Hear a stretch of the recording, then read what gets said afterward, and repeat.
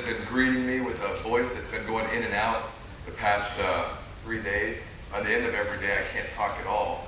So last night I was whispering stuff out. My brother and sister-in-law and my wife said, "You better save that voice." I said, "All I need it for is an hour." And then I cannot talk the rest of the day. It'll be pleasant. I'll just tell my kids to, "Hey." Well, if you're new, we have Bibles. If you don't have a Bible, you'll notice that there's black Bibles in the back table. There's black Bibles outside in the cafe area. If you don't own a Bible, that's our gift to you. You can steal one. It's the only time I'll tell you to steal something from a church. But that's our gift, and that's also the same translation I use. We'll talk a bit more about that at the end during announcements. We are in John chapter 2 today. John chapter 2. So before we get into this is a passage that oftentimes gets hijacked because of what Jesus was doing. So you guys remember those jelly bean games? We have to guess the number of jelly beans in the jar. Okay, we're going to play a game like that, but it's called something a little different. It's called Guess How Many Bottles of Wine Jesus Made. Okay, so ready? We're going to start. And you can't do math right now. I know that some of the engineers in the room are like, "Wait, I know, 20, 30 gallons. You're doing that thing. You can't do it. You just got to guess." So who thinks Jesus made over 50 bottles of wine in John chapter 2, if you're familiar with this story? Okay, over 50. Okay, who thinks he made over 100 bottles of wine? Oh, so some of you guys think Jesus is an alcoholic. That's cool. Okay, how many of you guys think he made over 300 bottles of wine? Oh, man. Okay, how about 400? Okay, how about 500? Remember, he's at a wedding. Is Jesus, the creator of all things, going to bring 500 bottles of wine to a wedding? Anyone think that? We have some 500. Okay, who's got more? 600? 600, we know who the people who love wine are right now. I guess he's about 600 good bottles. Cab, Pinot, Zins, everything. More than 700, anybody? Oh man, okay, I'll bet you he's read this story before, or he's a Presbyterian. If you do the math, give or take, we can't know exactly because he had 6 jars full of 20 to 30 gallons. And if you break that down to all the milliliters, this and that, it's about 750 bottles of wine Jesus made from water for this wedding. And in case you think I'm going to have a whole sermon about alcohol, I'm totally not, so let's pray that we're going to get into the story. Father, I thank you for this word. Lord, let it change our lives. Help my voice hold out for the time that I need to preach this so that you can speak into our lives, so that you can lift up your Son Jesus as the Lord of all things. God, today, help us to celebrate. Help us to rest in the finished work of your Son. Help us to be transformed by your power. Send your Spirit. Remove my foolish thoughts and words. Fill my mouth with your words that can change lives through the preaching of your gospel. In Jesus' name, amen. John chapter 2. John chapter 2, verse 1. Last week, we did John chapter 1. God was in the beginning. We talked about the Trinity. We talked about Jesus being present at creation. We talked about the difference between the Father, Son, and Spirit and what the person of God looks like. And now in John chapter 2, we're heading into Jesus' first miracle. So we're going to read straight through John chapter 2, verses 1 to 12.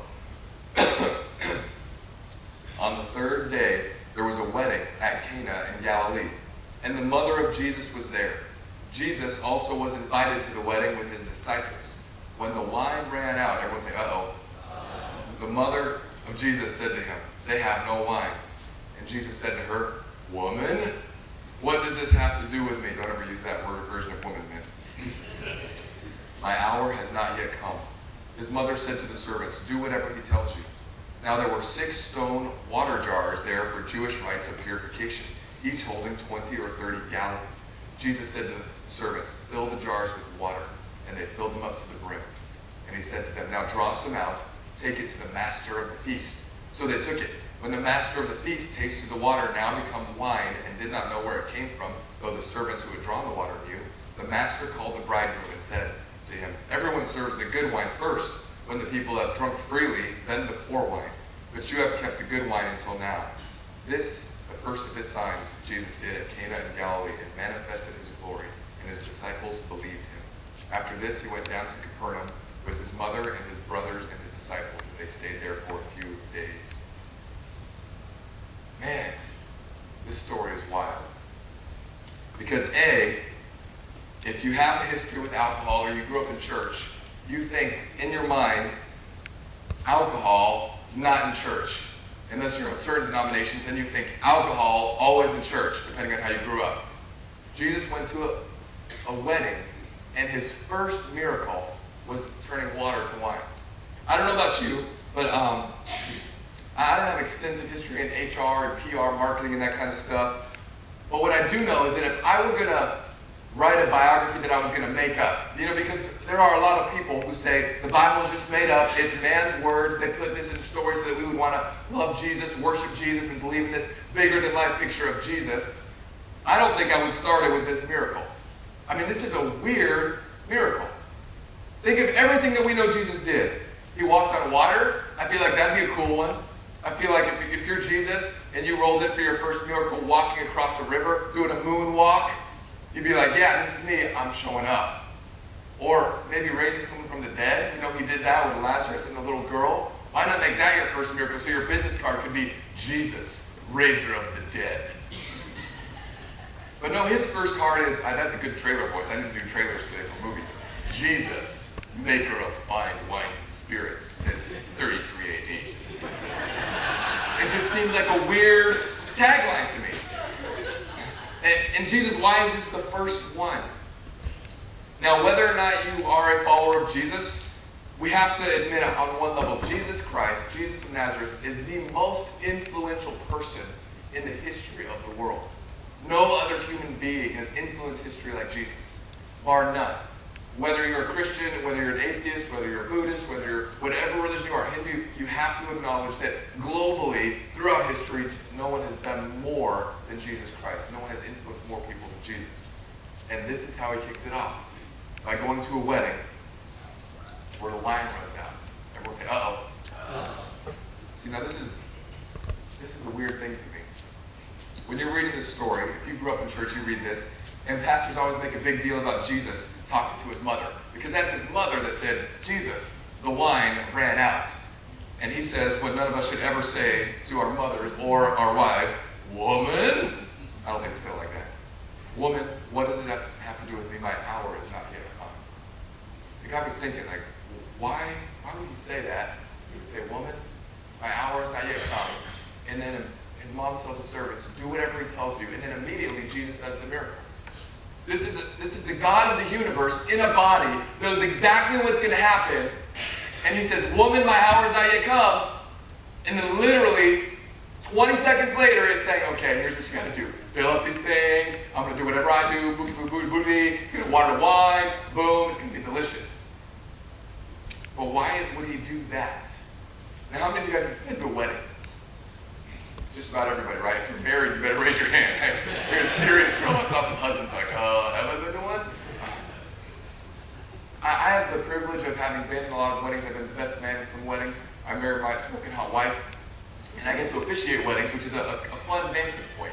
Because when you're officiating weddings, you're up there with the groom and you see everybody. It's just like this. And there's the aisle in the center.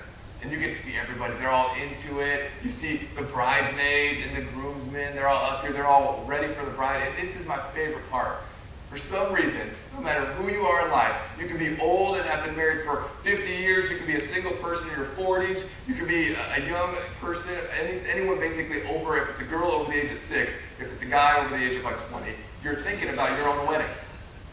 Right? And I love it because all of the guys are thinking, oh man, I could get married just like my bro's getting married. And all of the girls over here thinking, ooh, I could marry one of those guys over there. But everyone's always, constantly thinking about their wedding. Now, these wedding ceremonies in the Jewish traditions would last days, up to a week, 7-day-long weddings. And this was the highlight of the town. And I don't think Jesus was exempt from the wedding daydreams. Now, we know that Jesus was not married because he has a bride that's coming. It's called the church. The church is the bride of Jesus. But what I think happened here is that Jesus was doing what we all do. When I'm sitting up there officiating with my little Bible, give us a God, I see everyone daydreaming about weddings. The bride comes down. All the girls are thinking, oh, what a cute dress. Oh, what an ugly dress, whichever girl you are. All the parents are thinking, do you remember when we got married? The good thing about officiating weddings is that I know my wife does this. Every time I officiate a wedding, Man, we leave that wedding, we go dance, and it might be my dance moves that do this, but at the end of it all, she's got googly eyes for me all over again. So if any of y'all want to get married, I'm ready to do this whenever you're ready. Because my wife will go home and she's like, I love you. I'm like, I know you do. You know what I think Jesus was doing here? And I think the text supports this, is that he was thinking about the cost that he would have to pay for his bride. And you may not catch it, especially if you have the older NIV, because in the older NIV it says, woman, what does this have to do with me? My time has not yet come. And some people think Jesus is talking about the time of his first miracle, but that can't be the case, because that'd be weird. If he's like, the time of my first miracle has not yet come. It is 30 seconds from now. Now I will do it. The word there is the word hour. Jesus says, woman, what does this have to do with me? My hour will not yet come. And if you go through the book of John like I did this past week, in John 7:30, John 8:20, John 12:23, John 12:27, John 13:1, John 17:1, all of those verses, if you want, you could come ask me later, Jesus uses that phrase, the hour. My hour has not yet come. My hour has not yet come. And then toward the end of the book, he's saying, the hour is now at hand. My hour has now come. And the hour referred to the hour of his death. The hour that he would die for the sins of the world. The hour that he would be separated from the love of the Father, and the wrath of God against all sin would be poured on Jesus. But it seems out of place when you're at a wedding and there's people celebrating, there's people dancing, and his mom comes and says, no more wine, and he goes, my hour's not yet come. This is why I think Jesus was thinking of his wedding, because he knew the cost of getting his bride, and the cost was his life. He knew the cost, looking down the corridor of time, that his hour was going to have to come. To get his bride, he was going to have to shed his blood. And that's why I think after he said that, he just told the servants what to do. The hour of his death, I think, was on his mind. And I think John wants us to see that very clearly, because the entire gospel is always, the hour has not yet come. The hour has not yet come. And now the hour is here. And it starts right here at the beginning. The very first ministry miracle that Jesus did, he was already thinking about dying for me and for you. Before he did anything else. I love that. Before anything was on his mind, it was a plan set out to say, man, I love my bride so much, I love the church so much, that I'm going to die for them, even before he thought about turning water to wine, before he walked on water.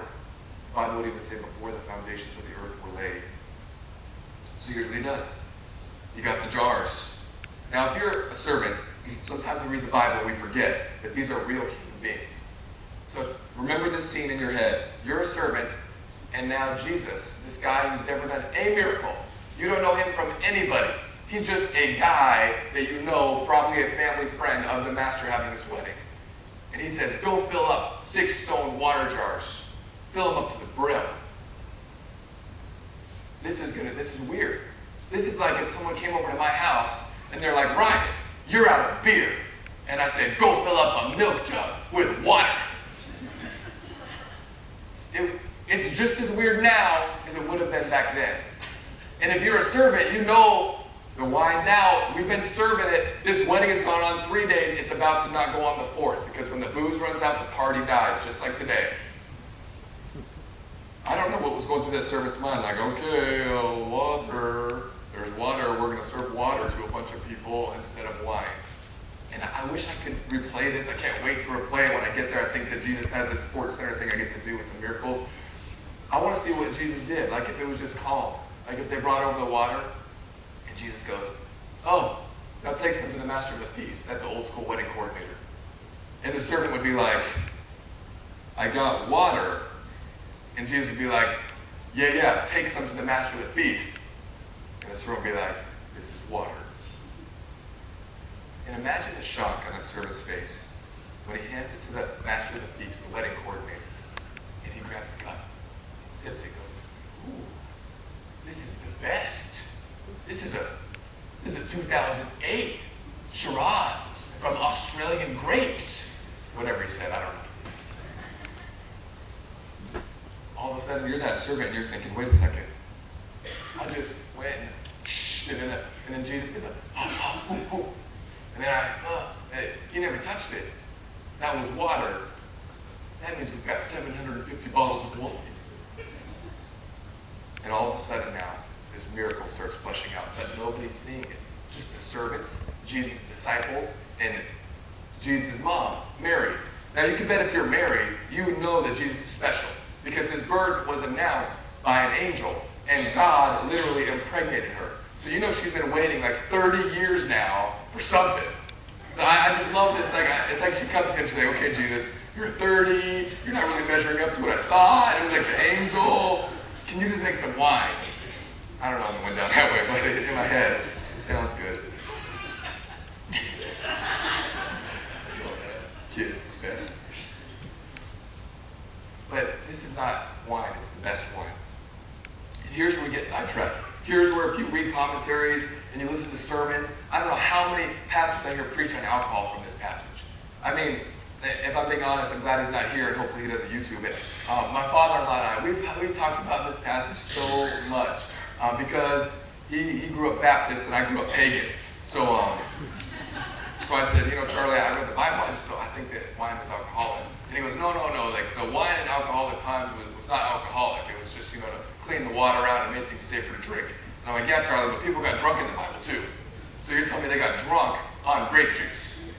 That's what you're telling me. And we've gone back and forth, and now he agrees with me because I'm right most of the time. No, you don't tell him. But Jesus made this much wine to keep the party going.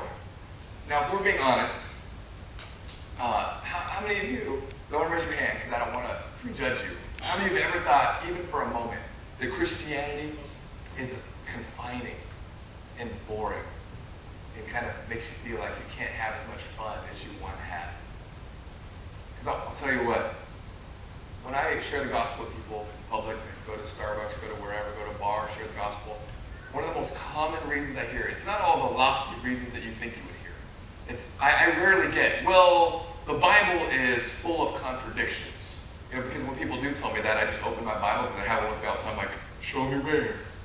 And they're like, I don't know. And I'm like, I know you don't.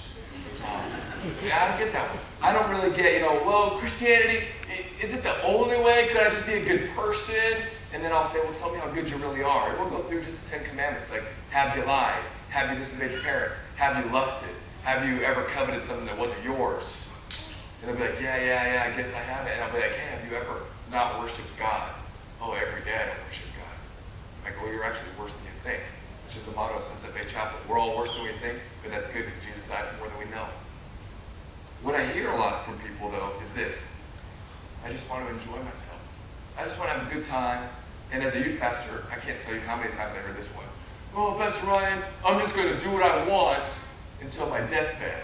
And then on my deathbed, I'm just going to be like, dear Jesus, save me now. And I would tell them, there's one problem with that. You're literally saying that Christianity is a set of beliefs, not a person. Because we forget that Jesus is a person. And we forget that pushing him back year after year after year after year, we're pushing back not a principle, we're pushing back not a philosophy, we're pushing back not a religion, we're pushing back a person who's right there saying, I love you, you spit in my face, but I still love you, you betrayed me, but I still love you, I died for all of those things. But here's what I love about this miracle. For all of those in here who, in their heart of hearts, would say, Christianity is not fun. Christianity is not enjoyable. Wine meant something very similar to what it means nowadays. If you go to someone's house, or you go to a restaurant, we'll use a restaurant so nobody feels like they're super sinful. You go to a restaurant and you see a beautiful glass wall, floor to ceiling, with bottles and bottles of wine. And if you're under maybe 40, here's what you do every time they hand you the wine list. You're like, and you flip to the back and you see how much the most expensive bottle is. And then you kind of tell that you're not rich because your eyes bulge out and you see like $6,000. And then you think, this place must be good. They overcharge for wine. But wine is celebration. Wine was a sign of blessing. Wine was a sign of God bringing joy to his people. And Jesus' first miracle is anything anything different than we would imagine Christianity.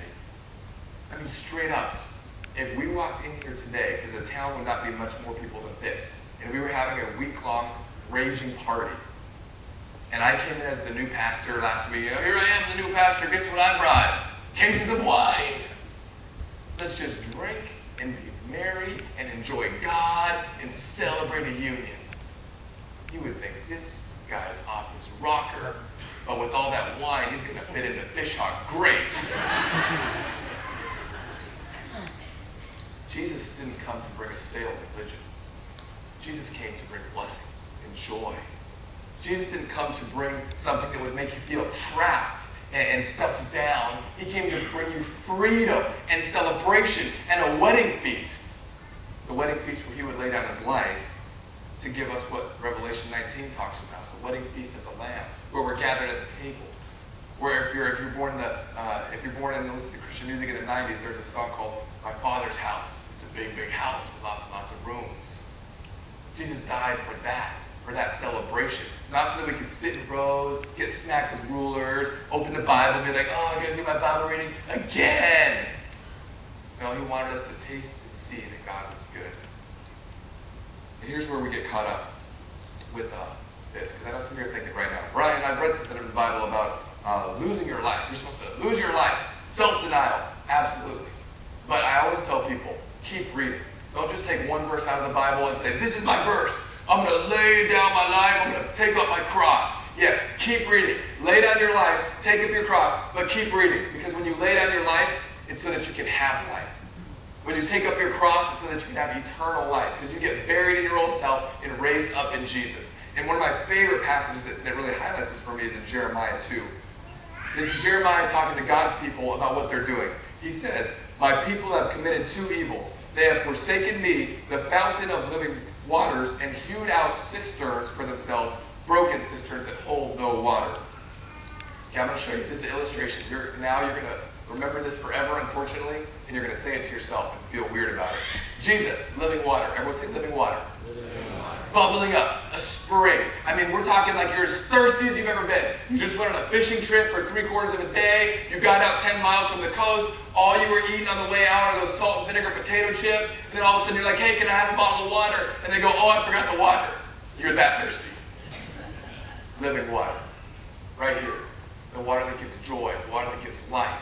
And this passage in Jeremiah says this. This is the sin.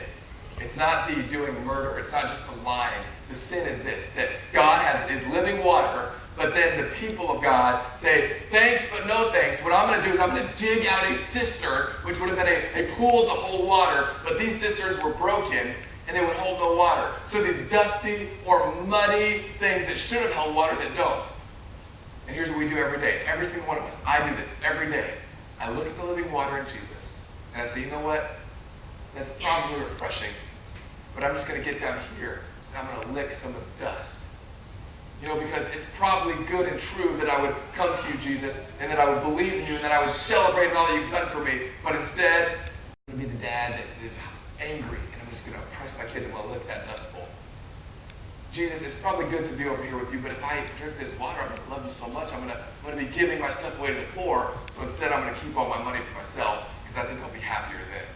I think I'll be happier if I just manage my own money in my own time. I'll give you an hour and a half on Sunday. I'll come over here and sip it for an hour and a half. But I'm going to come back here Monday through Friday and Saturday, and I'm just going to live full. I know that you tell me you'll satisfy me, but I don't think you really will. So I'm going to do this over here and make my own security. I'm going to make my own identity. And that's the greatest sin of all. It's not that we just do all these do's and don'ts. It's that the living water is right here. And God says, in Jesus Christ, come, drink, be satisfied, be blessed, celebrate, have life. And instead, we continually go to the things that the world pitches to us. Just one more outfit. Just one more car. Man, I'm shopping for a car right now. You cannot believe how hard it is to shop for a car. A, I want a Prius. Everyone makes fun of me for wanting a Prius.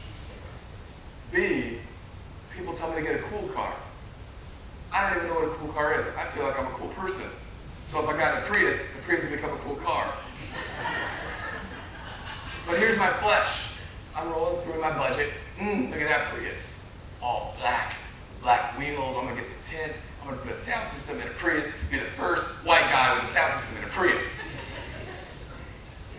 And then all of a sudden, like a little Audi pops up, and I'm like, ooh, an Audi? I'm the pastor at Sunset Bay Chapel. I think I should roll in an Audi. And then all of a sudden, another car pops up. And then before I know it, I'm like, yeah, I can just bump my budget up like $5,000. I can just bump my budget up maybe $10,000. My wife's in the other room probably thinking subconsciously, you could bust that budget down $10,000. Ride a hoopsie to work.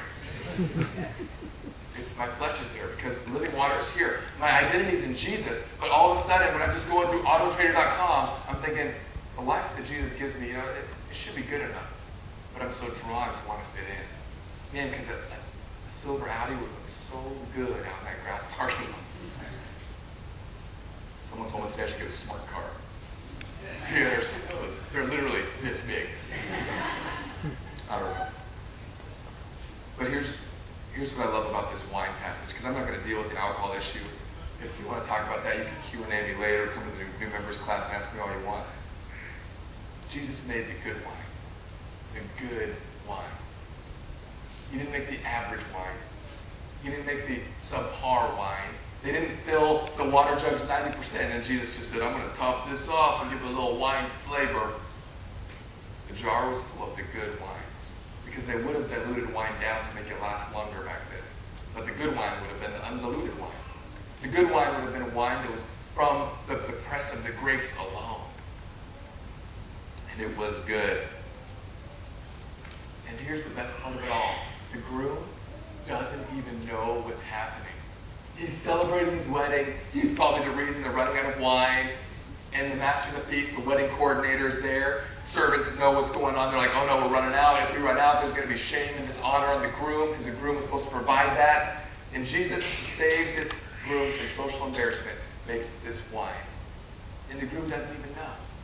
The groom has no idea that we're aware of. All that he does is unknowingly just receives the blessing of Jesus. He brought nothing to the table in this relationship. Jesus brought everything. He didn't say, Jesus, if you could do this miracle, I've got a couple lambs and a couple denarii for you. Can you just make this happen? No. He's just sitting there enjoying himself. He didn't try to beg Jesus. Jesus, if you do this, then I'll go to synagogue every Saturday for like a month. No, he didn't do that. He didn't say, Jesus, if you just can float the party on a little longer, I'll be really nice to my wife, and the kids that we have, I'll name them after you. We'll have Jesus 1 and Jesus 1 Junior. No, he didn't do that. The bridegroom brought nothing. And Jesus gave him the fullness of everything. The servants filled up empty jars. Jesus made them full of his eternal cup of blessing. Well, this is pretty easy transition for me. Because what some of us don't live in the reality of in Christianity is that Jesus is a human being who loves us and who is plotting and planning a wedding. And it's a wedding to his bride, the church, those who believe in Jesus Christ.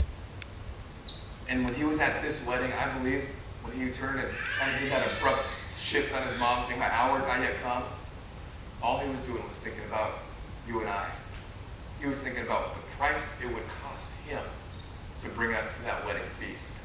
He was thinking about not the wine that he would have at the feast, but the blood that it would cost him to get there. And in that moment,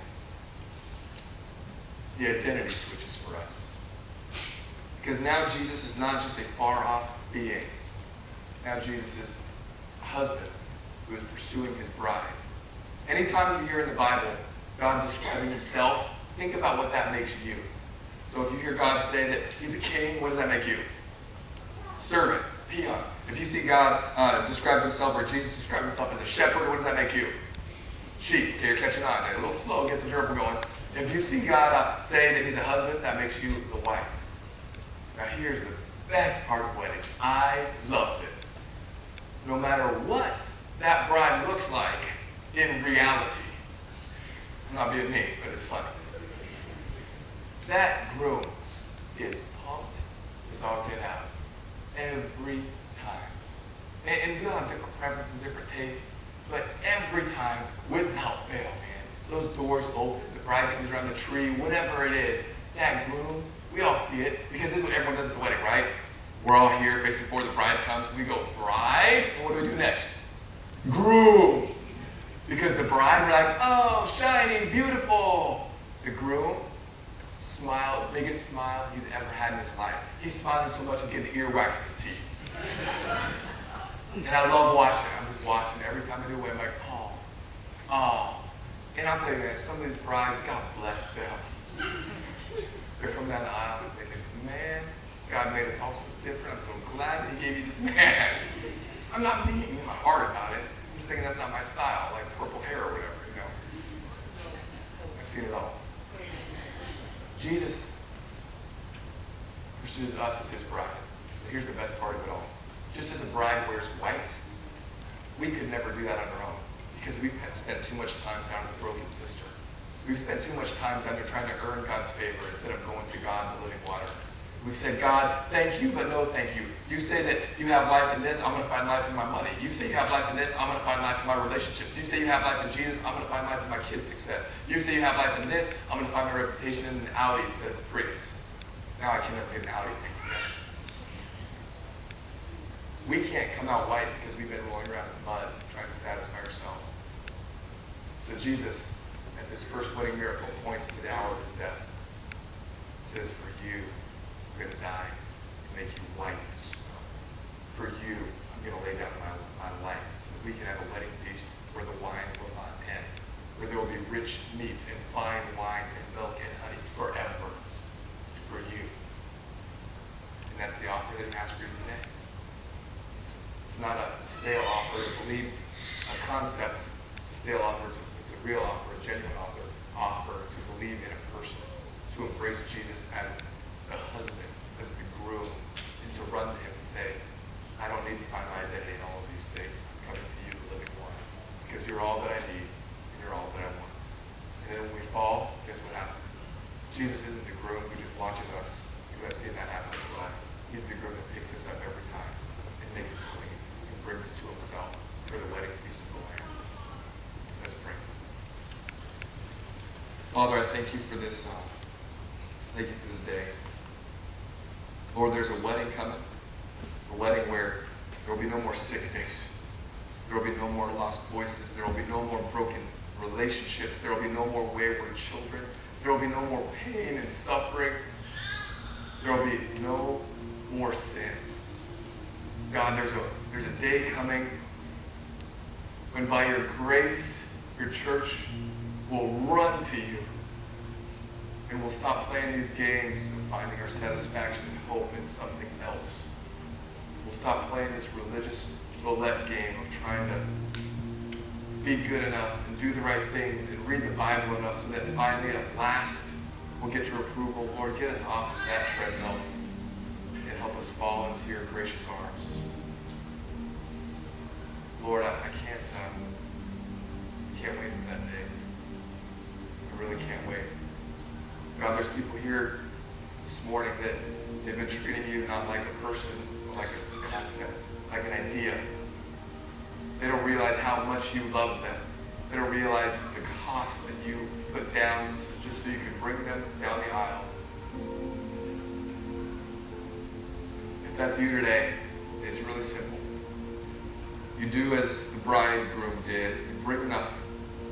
You don't bring false promises. You don't bring good works. You bring nothing.